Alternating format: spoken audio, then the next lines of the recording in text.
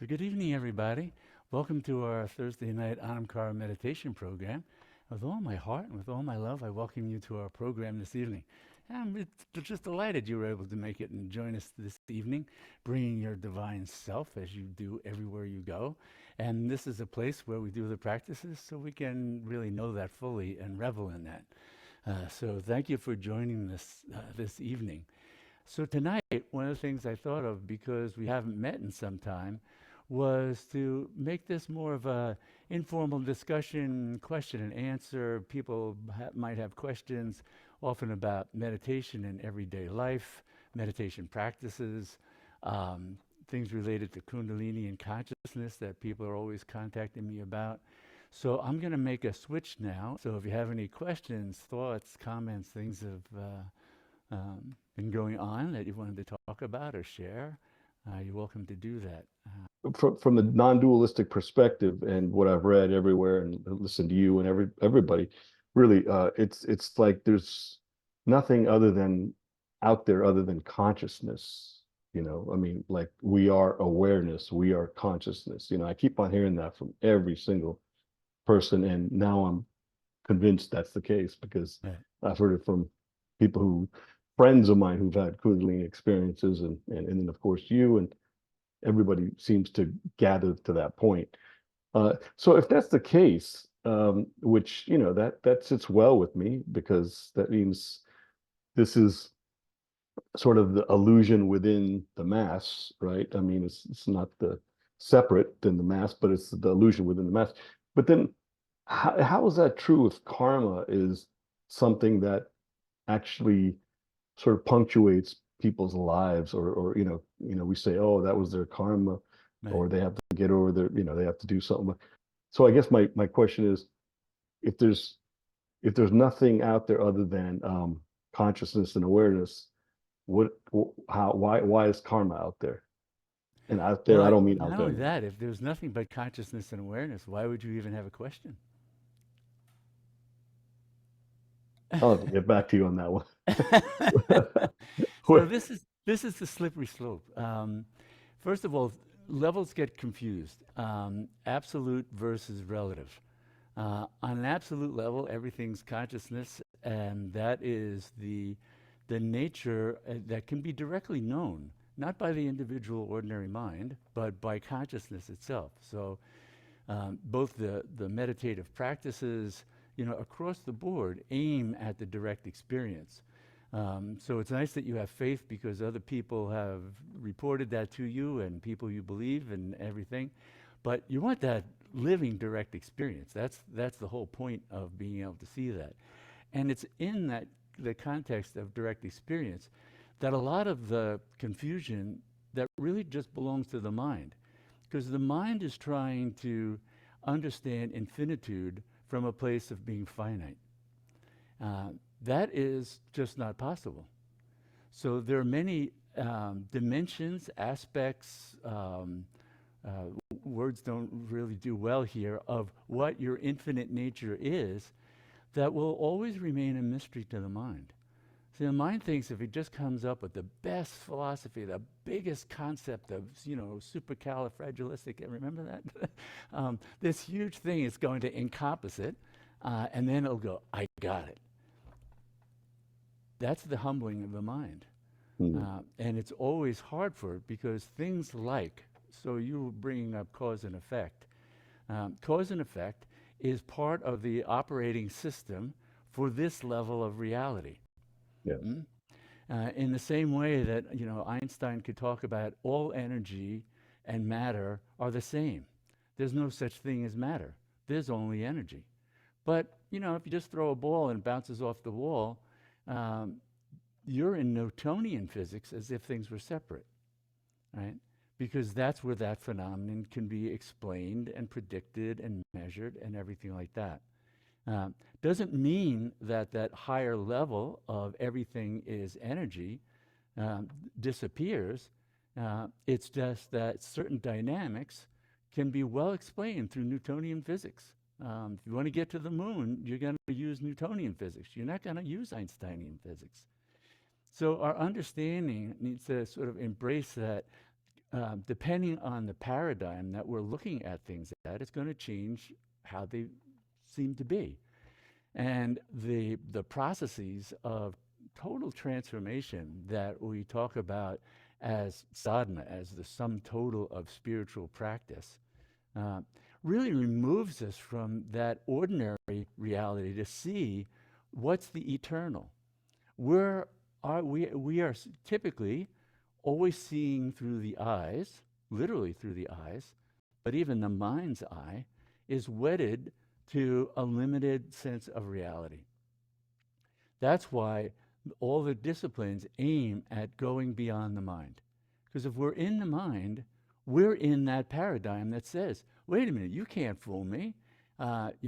It's not all consciousness. Some things are solid. That's not consciousness. That's a piano over there. And in the same way, then Einstein would go, yeah, but if you could see the energy, you would see that's just all energy. There is no substance there. Even the most solid thing that we think of as solid from a physics point of view is 99.9999999% emptiness, and the little bit that's there is a thread of energy. It was Sir David Bohm, Einstein's brilliant protege, who then took that next step and said, not only is all matter energy, that energy is consciousness itself. And so he was really bridged right into the ancient traditions talking about this nature of how does consciousness create physical reality, the perception of a physical reality. Well, it does it by creating an instrument that superimposes those limitations on what is unlimited and eternal.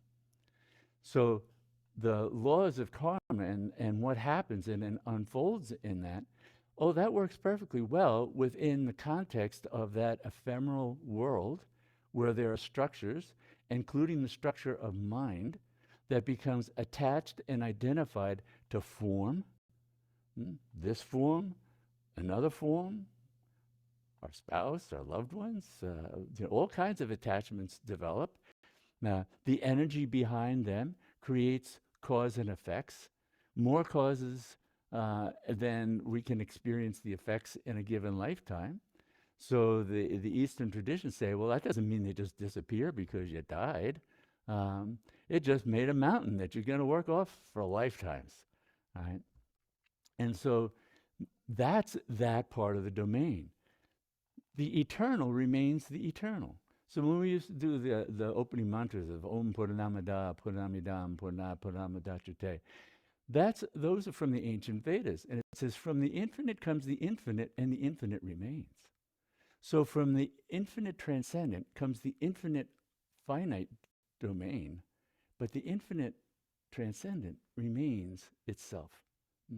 So the self, if we want to use that capital S self, divine self as a term, or consciousness, it never is diminished.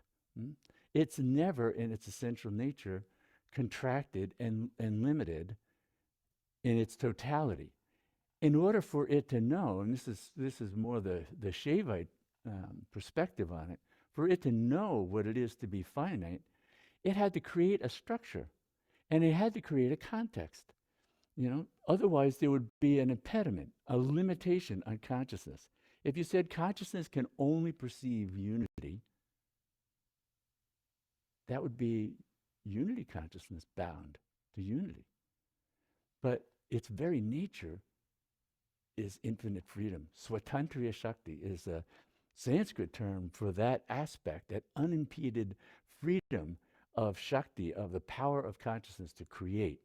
And it can even create the experience of limitation. By, as we were talking about in the Pratyabhijnana Hridayam a few weeks ago, how the Shakti within her own being, because there's no outside, there's no duality here, opens the space for those structures, that energy to manifest as if it were limited and cut off from its infinitude. It's not. That's what we cut through. That's why all the sadhana practices, and whether it's yogic, whether it's Hindu, whether it's Shaivite, whether it's Buddhist, talk about avidya, this primal ignorance, a Sanskrit word just for primal ignorance. It's the primal ignorance of thinking you're the limited structure and not knowing you're the infinite. Mm. And that's what holds us in the field of karma. When we start to know that and really can live that, that's when our actions now become aligned, become an expression of our infinite nature. What's that infinite nature? There the texts will come to agreement. The yogis will talk about Satchidananda. Sat, pure being, infinite, eternal being. Chit, it's conscious. It's not inert. It's not just a rock that stays around forever. It's consciousness itself. It's Shakti. It's power. And Ananda, it's in this rapturous, loving state. Buddha talked about it. He described it as the four immeasurables: the boundless wisdom, the boundless loving compassion, the unshakable peace, the rapturous joy. So we see agreement across traditions, and certainly across all sages, saints, individuals, recognized as such or not. This is the experience of entering that transcendent domain, is it's flooded with those qualities as one's own being nature. That's the best that I can think of how words can try to point to it, because my words are so limited. They always are trying to point beyond themselves. Because we have to go in through the black portal. We have to go through the dot at the center, where everything else, everything extraneous to the pure nature of consciousness disappears, including mind.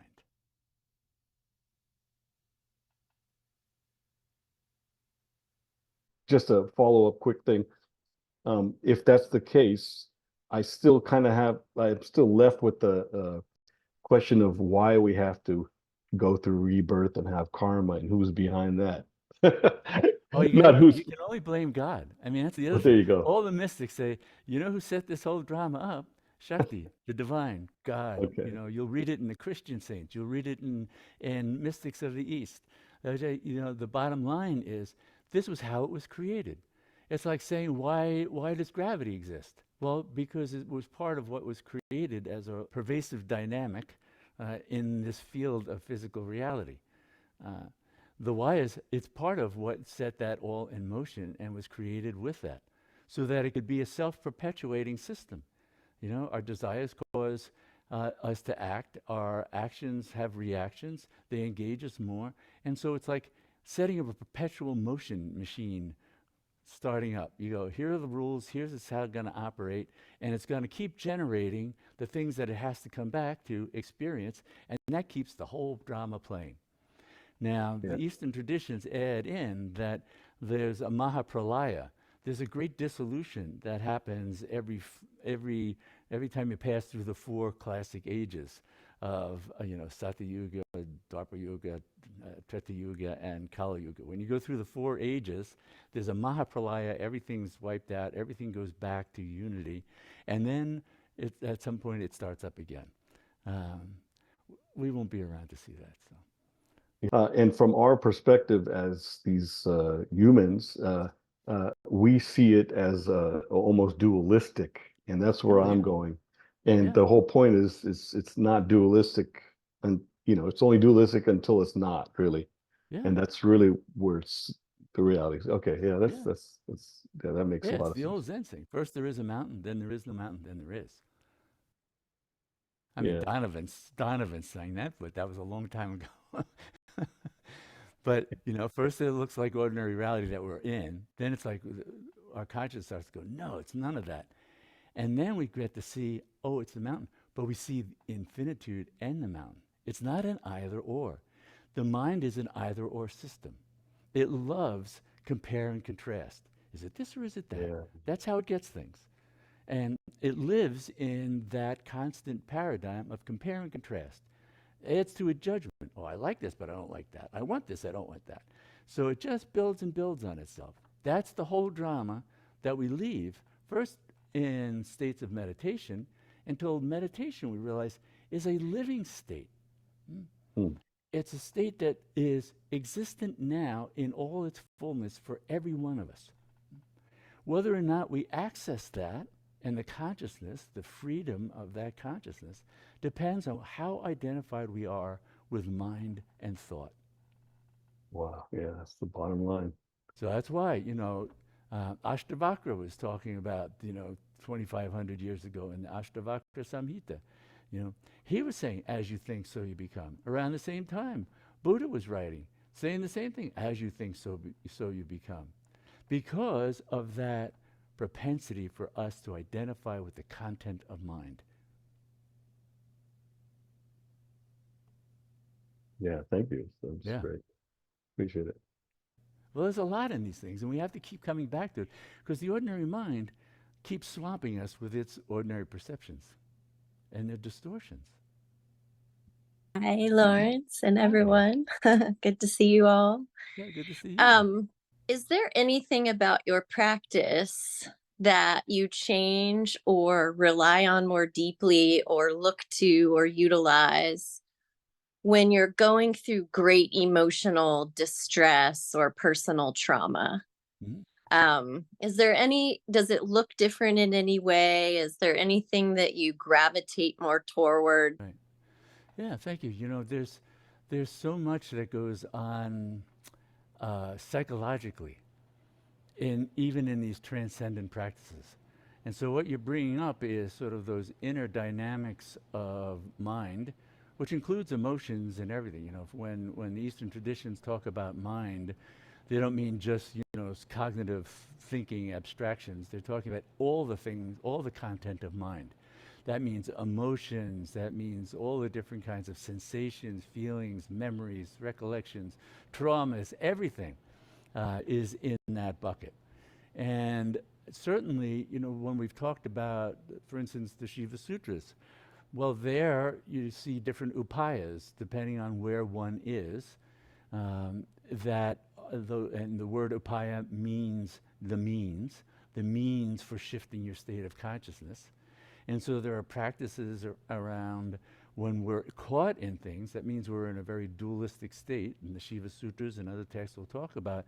Well, then, those anava upaya, those practices that are appropriate for when we're in that state of separation. Well, that means most of the time. Let's, face it, that's the nature of the mind most of the time. And so those are everything from how you repeat mantra, how you take refuge in mantra. How do you approach yourself with loving kindness? What are attitudes that you then approach yourself and your experience with?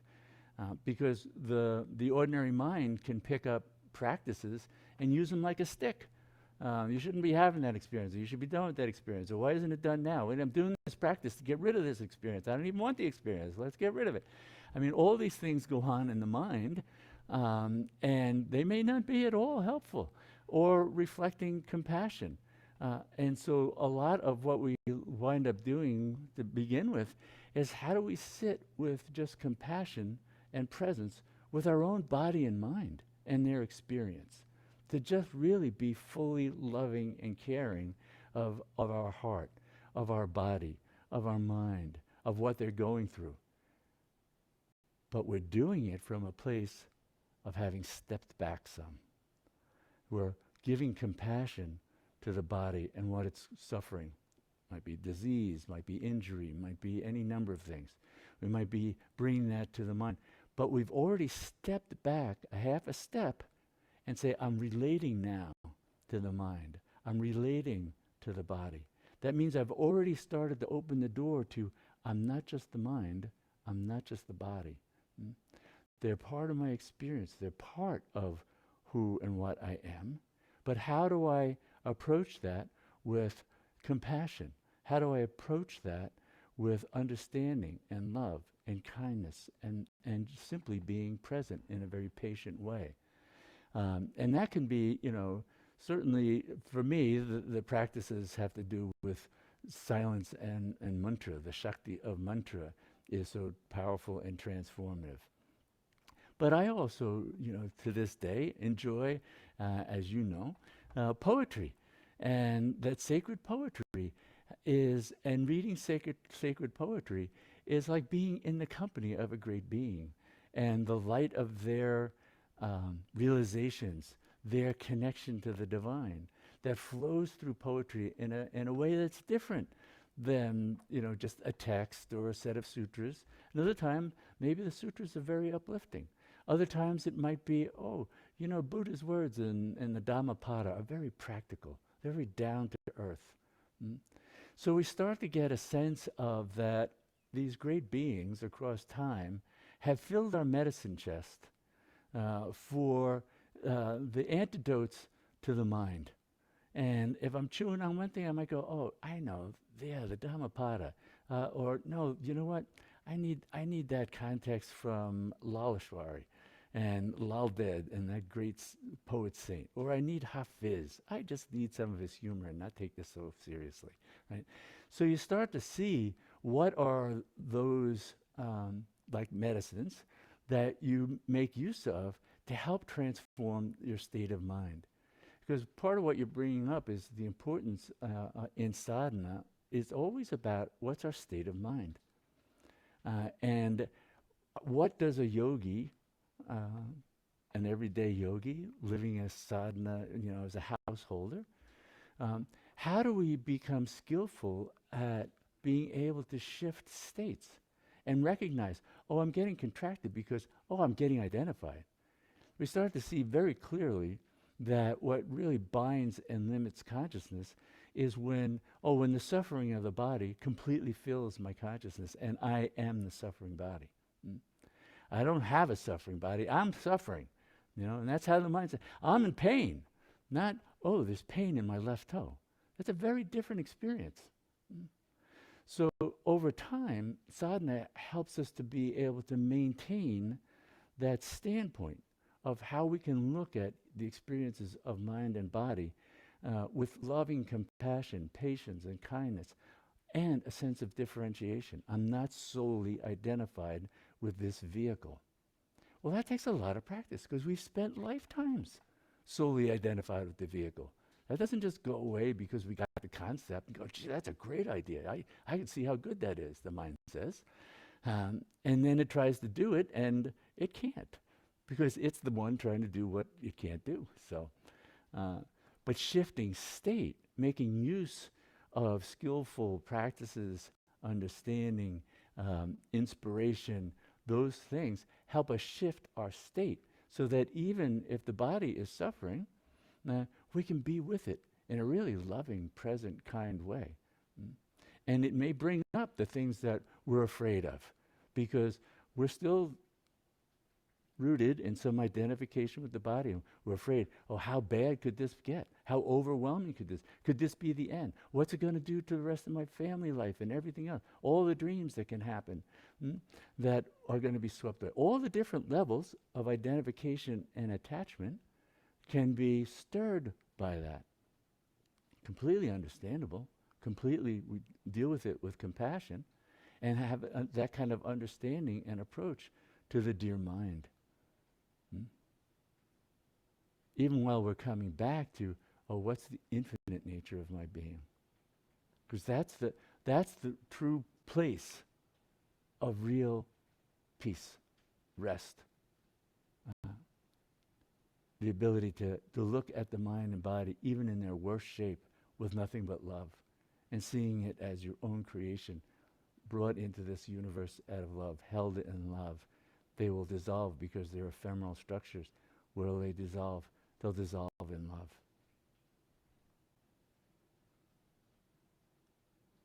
Yeah. Hi, Lawrence. Hi, everyone. Lawrence, you had mentioned entering into the bindu. Right. And I was wondering if you could talk a little bit about that. And Sure. The bindu is one of the most central and mystical symbols in Eastern and Western spirituality because it's a point, and it's a dark point, and it symbolizes that going beyond the mind and leaving the mind entirely behind. So the ordinary experience of approaching the bindu is the approach of mystery, of unknowing, of approaching that which is unknowable to the ordinary mind. And so it's something that unfolds really in the profound depths of meditation, And it may seem like an entire field of darkness, not even just a point. Mm. So it can have different qualities to it, but those are still qualities that the mind is projecting onto it. Mm. To go through that bindu, that portal, and why it's the center of so many different mandalas and symbols in the East, is to leave behind the mind. And so it's beyond all concepts, beyond all thoughts. It's what Buddha was talking about in the Heart Sutra, that he just summarized in Gate Gate Paragate Parasamgate Bodhi Swaha. Because there's nothing more to say. There's nothing that can be put into words to describe what that is other than how it appears to the mind before the mind is snuffed out. Mm? Nirvana means extinguished. What's extinguished? Oh, the mind and its cravings. But when we come back, when ordinary consciousness begins to reemerge, so does the mind and its limited nature. But it doesn't have to bind us. We don't have to be identified with it.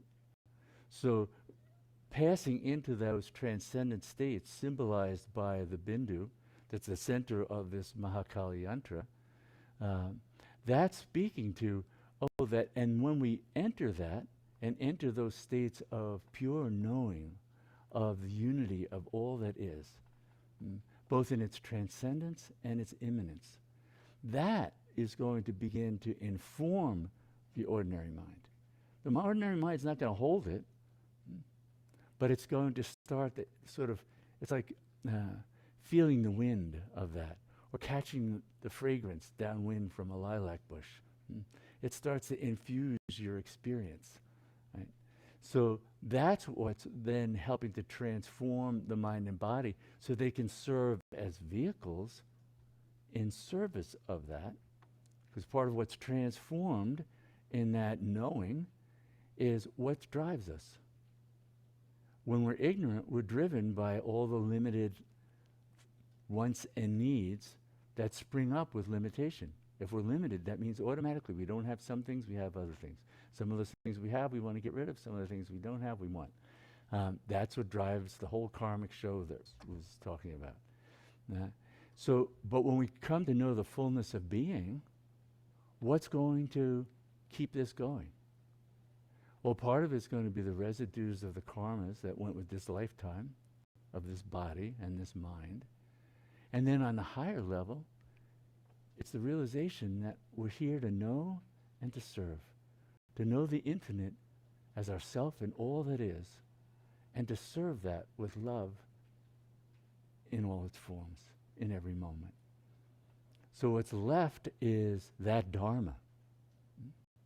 Because before we're just totally dedicated to Dharma, we're dedicated to the ordinary mind, its lacks, its wants, its needs, its desires for some things, to avoid other things, to get this, to get that, whatever.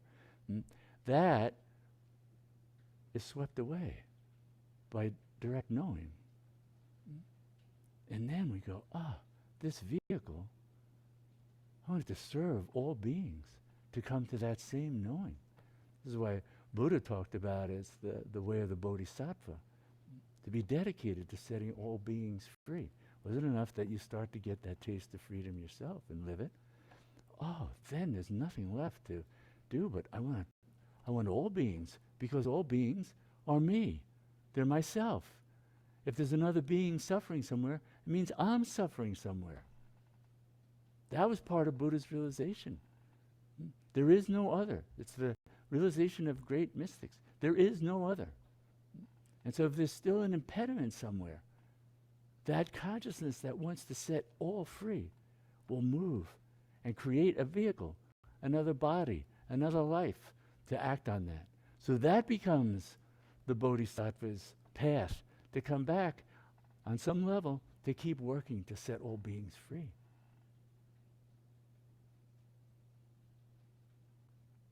And it's also why, in terms of karma, it's why it's been written about for thousands of years, that it takes lifetimes of practice to even get to the place where these higher truths and the availability and the interest in accessing these kinds of processes, hearing about these kinds of truth, doing these kinds of practices. Most people would rather be in a bar or watching a football game or a basketball game. This is not, people aren't clamoring to go into stillness and silence and leave everything behind. Not a popular endeavor. And people talk about it. It's become more popular to talk about. But even how it's talked about, it's talked about much more in terms of how can the ego mind use it. So how can I de-stress myself so my body, I can do more things, or I can live longer, or I can enjoy more things. So it becomes co-opted by the ego mind to be made use of for peak performance, for stress management, for getting a better review in your performance review at the end of the year, whatever it might be. The courts might, send you for meditation as anger management. Well, that's great. I mean, it's great that anybody finds a way to be motivated to approach it. That's all good. But we want all of it. We want to go beyond those limitations, beyond the mind trying to co-opt it. Hi, everybody. Thank you very much. Good to see you all. Good to see you. All this talk about karma, I had a kind of an epiphany about karma recently. When something is done to me or at me that's unjust or hurtful or in some other way, something is done wrongfully to me. And my first thought is like what John Lennon says, instant karma is going to get you. And I'm thinking about the other person's karma. And I realized that what was done to me to hurt me is my karma. I immediately had this thing about you're going to be punished for what you just did. But isn't that my karma as well? Yeah. Yeah. Okay. Well, that changes everything. Yeah. Sometimes I get like a reprieve when, I kind of find comfort in the fact that this is, I don't know if this is accurate, but this is Maya. This is all illusion. Like really, most of what I'm concerned about doesn't matter. And sometimes I can get to a place like that by doing, repeating a mantra, trying to stop the narrative that's going on in my mind, which is, can often be negative. Yeah. Yeah. That's how we change our karma. Detachment. And so when we detach from the mind and say, what the mind is doing right now isn't of paramount importance, better to repeat the mantra and breathe. We've detached from the mind. We've granted ourselves some freedom. We've given ourselves the grace of detachment. We've opened the space for the possibility of a bit more knowing who we are beyond the conditioned mind. And that's what it's all about, is getting free of that. And the mantra is a throb of that consciousness. It's the highest form of consciousness in sound form, in thought form when we engage it silently. And then it dissolves all forms, including our own limited notion of self. So entering the vehicle of mantra is entering a form of consciousness that's different from any other thought form. It's a form that emanates from the infinite, and if you ride it back to its source, you'll dissolve back into the infinite. The sound, the thought, everything of mantra disappears. There's just the awareness of I am. I am infinite. I am all that is. Nothing left out. So that's what we're going to do now. So I'm going to shift things now because we're going to chant Om Namah Shivaya. Maha Mantra means I bow to, I honor the infinite, the divine within. And we'll chant it out loud. And you'll notice that, it includes, the practice of chanting includes a way of helping to regulate the breath. Because when you chant,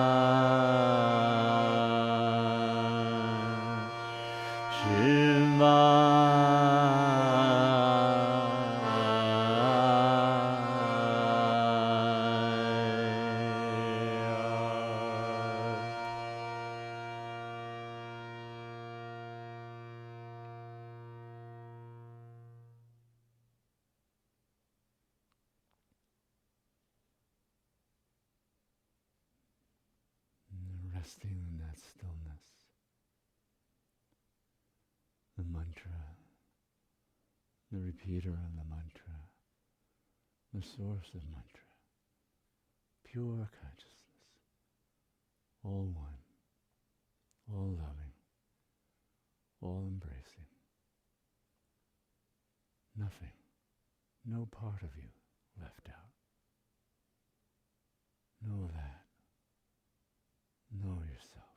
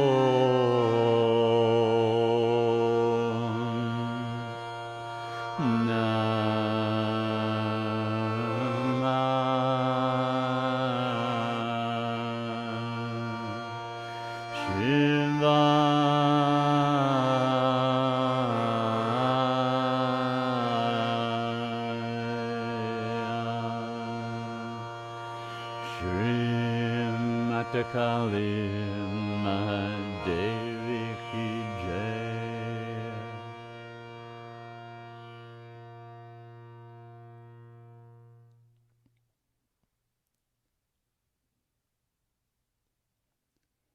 We end with this prayer, and may all our practices truly benefit everyone, and may all beings know complete freedom from suffering. Namaste.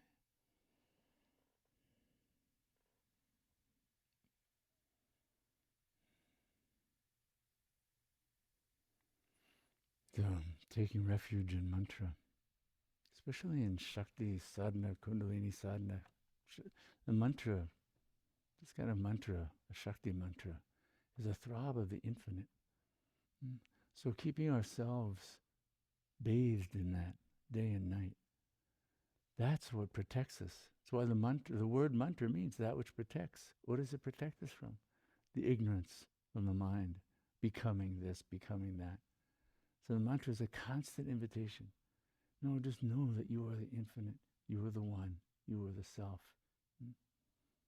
You are all that is. Approach it with love. Approach the body and mind with love and patience. All bodies, all minds with love and patience and compassion. And then we're only producing good karmas. Karmas that will serve us in the future. To live that fullness of being into the world.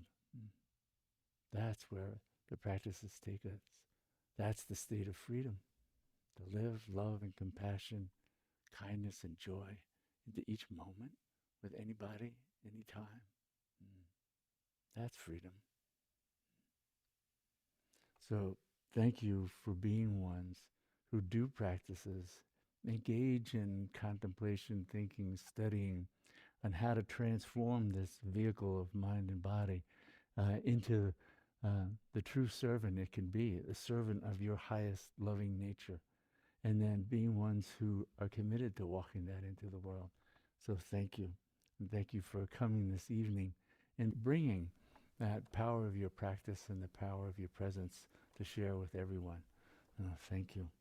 And I look forward to seeing you again in 2 weeks. Jai Ma.